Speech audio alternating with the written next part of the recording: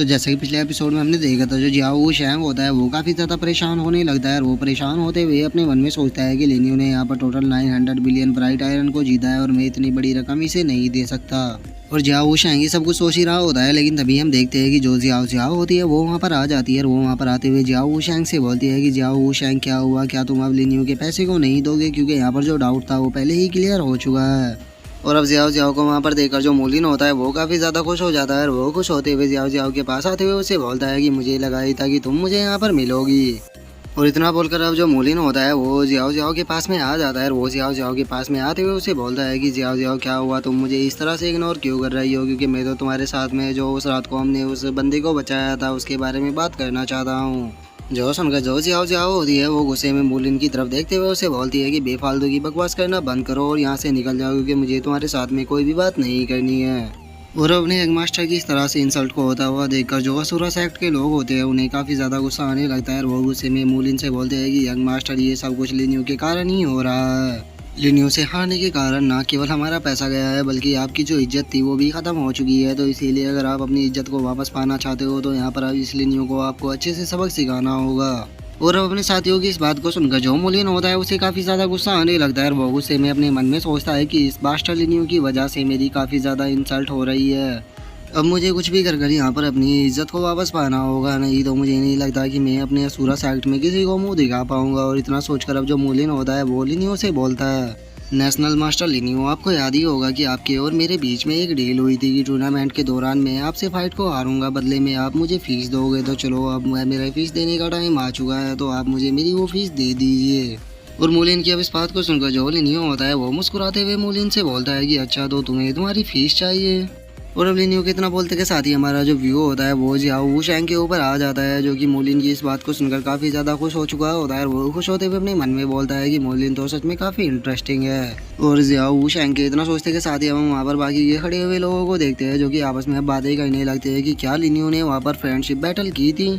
अगर ऐसा हुआ है तो लिन्यू को तो फिर इस कंपटीशन से बाहर कर देना चाहिए, क्योंकि ये पूरी तरह से एक चीटिंग है और कोई भी इस तरह से नहीं कर सकता। और अब उन लोगों की इस बात को सुनकर जो जियाओ वो शैंग होता है वो लिन्यू की तरफ देखते हुए उसे बोलता है कि नेशनल मास्टर लिन्यू, मैं आपकी बैट का पैसा देने के लिए तैयार हूँ, लेकिन उससे पहले आपको अपने इन पर्सनल मैटरों को निपटाना होगा।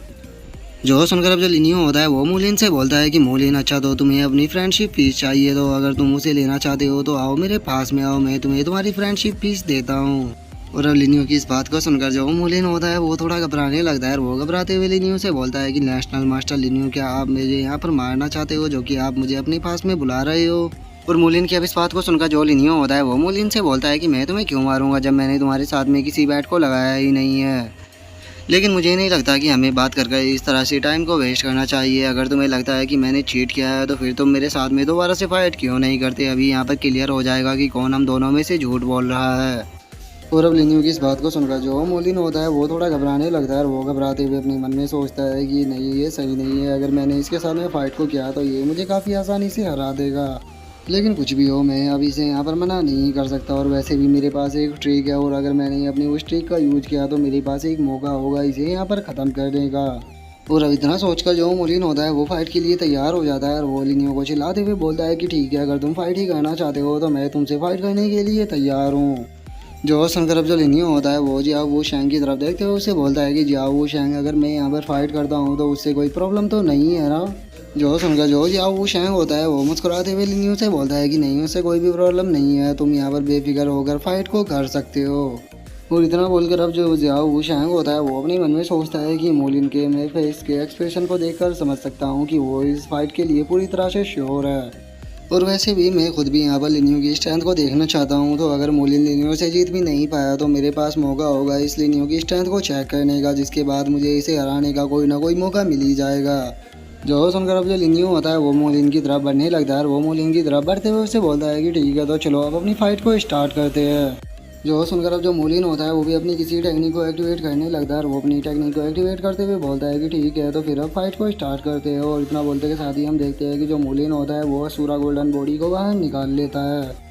और अब मोलिन को गोल्डन बॉडी का यूज करता हुआ देखकर वहाँ पर जो लोग होते हैं वे बहुत ही ज़्यादा शौक हो जाते हैं और वे शौक होकर चिल्लाते हुए बोलते हैं कि आखिर ये मोलिन क्या कर रहा है, इसकी स्वॉर्डमैनशिप तो काफ़ी ज़्यादा पावरफुल है, तो फिर ये लिन्यू के खिलाफ अपनी गोल्डन बॉडी का यूज क्यों कर रहा है। जो सुनकर अब जो जियाओ जियाओ होती है वो भी चिल्लाते हुए बोलती है कि ये सही नहीं है, क्योंकि जो मूलिन है वो अपने असुरा एम्प्रेस एक्ट की सीक्रेट टेक्निक असुरा गोल्डन बॉडी का यूज कर रहा है। और वे सभी इस तरह से बोल ही रहे होते हैं, लेकिन तभी हम मूलिन को देखते हैं जो कि अपनी गोल्डन बॉडी से लिनियो की तरफ अटैक करते हुए बोलता है कि अब मरने के लिए तैयार हो जाओ। और इतना बोलकर जो मूलिन होता है वो अपने मन में सोचता है अभी के लिए सभी लोग यहाँ पर मेरे बारे में क्या सोच रहे हैं, मुझे उससे कोई भी फर्क नहीं पड़ता, क्योंकि अगर मैंने एक बार यहाँ पर लिनियो को ख़त्म कर दिया तो उसके बाद ये मैटर पूरी तरह से ख़त्म हो जाएगा। और मूलिन के इतना बोलते के साथ ही हम देखते हैं कि जो उसकी असुरा गोल्डन बॉडी होती है वो लिनियो के ऊपर अटैक करने के लिए आ चुकी होती है, लेकिन तभी जो लिनियो होता है वो उस गोल्डन बॉडी से बोलता है कि नील डाउन करो।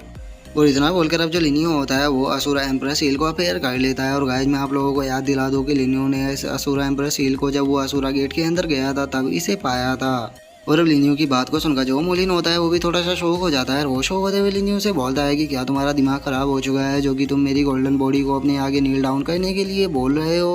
और मूलिन इतना बोल ही रहा होता है, लेकिन तभी वो अपने सामने का सीन देखता है जिसे देखकर वो बहुत ही ज़्यादा शौक हो जाता है। और वो शौक होकर चिल्लाते हुए बोलता है कि आखिर ऐसा पॉसिबल भी कैसे है। और मूलिन के इतना बोलते के साथ ही अब हम उसकी असुरा गोल्डन बॉडी को देखते हैं जिसने कि लिनियो के सामने नील डाउन कर दिया होता है। और वो लिनियो के सामने नील डाउन करते हुए उससे बोलते हैं कि एंसेस्टर प्लीज़ मेरी रिस्पेक्ट को एक्सेप्ट कीजिए।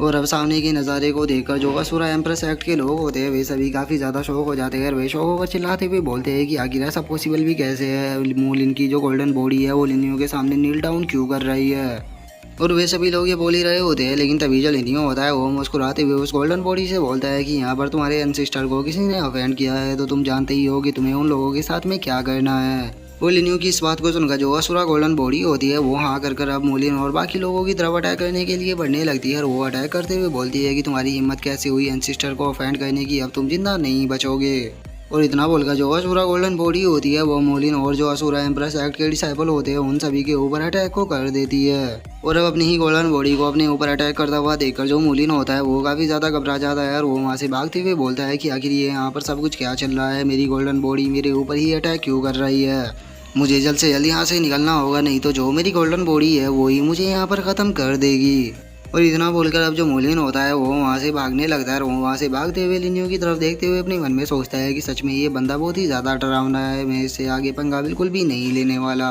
और अब मूलिन के वहाँ से चले जाने के बाद जो लिनियो होता है वो जियाओ शैंग की तरफ देखते हुए उसे बोलता है कि जियाओ शैंग अब तुम्हारी बारी है पे करने की, कहीं अब तुम मुझे पेमेंट ना करने का कोई दूसरा बहाना तो नहीं ढूंढने वाले हो। और अब लिनियो की इस बात को सुनकर जो जियाओ शैंग होता है वो काफ़ी ज़्यादा घबराने लगता है। और वो घबराते हुए अपने मन में सोचता है मुझे समझ में नहीं आ रहा कि अब मैं क्या करूं, अगर मास्टर को पता लगा कि मैंने इतने ज़्यादा ब्राइट आयरन को यहाँ पर बर्बाद कर दिया है तो वे मुझे ही बेच देंगे। और अब जियाओ शैंग के इतना बोलते के साथ ही जो हमारा आज का एपिसोड है वो यहीं पे कंप्लीट हो जाता है। तो अब नेक्स्ट एपिसोड में देखिए कि आगे क्या होता है। अगर आप लोगों को वीडियो अच्छी लगी हो तो लाइक करना, चैनल को सब्सक्राइब करना। मैं मिलता हूँ नेक्स्ट एपिसोड में, तब तक के लिए बाय बाय गाइस।